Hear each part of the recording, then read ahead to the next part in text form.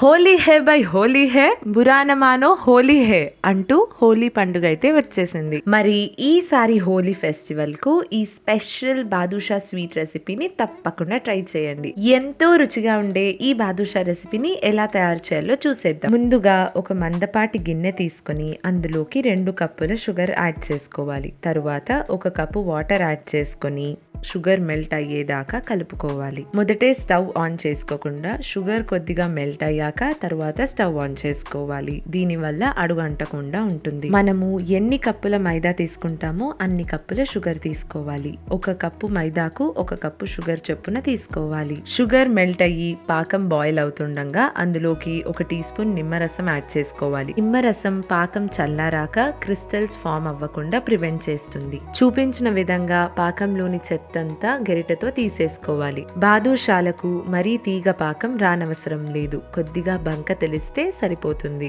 Final గా పాకంలోకి 1 tea spoon యాలకుల పొడి అలాగే 1 టీ స్పూన్ నెయ్యి వేసుకొని అంతా ఒకసారి కలిపేసుకొని స్టవ్ ఆఫ్ చేసేసుకోవాలి. నెక్స్ట్ అయితే బాదుషాలను తయారు చేసుకుందాం. బాదుషాల తయారీ కోసం ఒక గిన్నె తీసుకొని అందులోకి 2 కప్పుల మైదా యాడ్ చేసుకోవాలి. మైదా యాడ్ చేసుకున్న తరువాత 3 పెద్ద టేబుల్ స్పూన్ల పెరుగు 2 టేబుల్ స్పూన్ల నెయ్యి యాడ్ చేసుకోవాలి.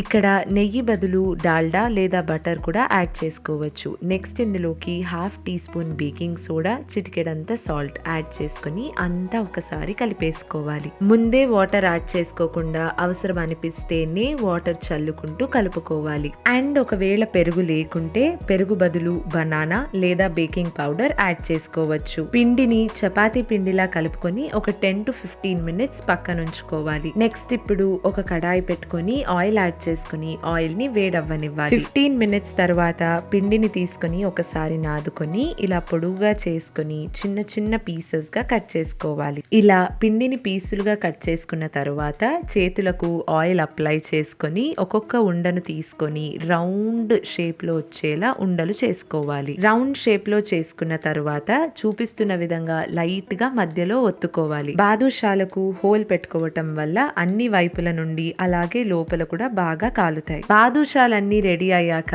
వీటిని ఆయిల్ లో ఫ్రై చేసేసుకోవటమే. ఆయిల్ వేడెక్కాక ఒక్కొక్క బాదుషాని తీసుకుని ఇంకోసారి మధ్యలో ఒత్తుకొని నిదానంగా ఆయిల్ లోకి యాడ్ చేసుకోవాలి. ఇలా బాదుషాలను యాడ్ చేసుకునేటప్పుడు ఫ్లేమ్ లోలో ఉండాలి అండ్ అవంతుకవి పైకొచ్చేంత వరకు వాటిని అస్సలు తాకకూడదు. బాదుషాలు అన్ని అవంతుకవే పైకి ఫ్లోట్ అయ్యాక ఒక 5 మినిట్స్ తరువాత మెల్లగా పక్కకు తిప్పుకోవాలి. బాదుషాలు బ్రౌన్ కలర్ లోకి వచ్చేంత వరకు ఫ్రై చేసుకొని బ్రౌన్ కలర్ లోకి వచ్చాక తీసేసుకొని పాకంలోకి వేసుకోవాలి. మిగిలిన పిండితో కూడా బాదుషాలు తయారు చేసుకొని ఆయిల్ లోకి యాడ్ చేసుకొని బ్రౌన్ కలర్ వచ్చేంత వరకు ఫ్రై చేసుకొని పాకంలోకి యాడ్ చేసుకోవాలి. 5 to 10 మినిట్స్ బాదుషాలను పాకంలో ఉంచుకొని తీసేసుకోవాలి. అంతే, ఎంతో రుచిగా ఉండే బాదుషా స్వీట్ రెసిపీ అయితే రెడీ అయిపోయింది. చాలా ఈజీగా మరెంతో సాఫ్ట్ అండ్ జ్యూసీగా ఉండే బాదుషా రెసిపీని ఈ హోలీ పండుగ నాడు తప్పకుండా ట్రై చేయండి. మీకు ఈ రెసిపీ నచ్చినట్లయితే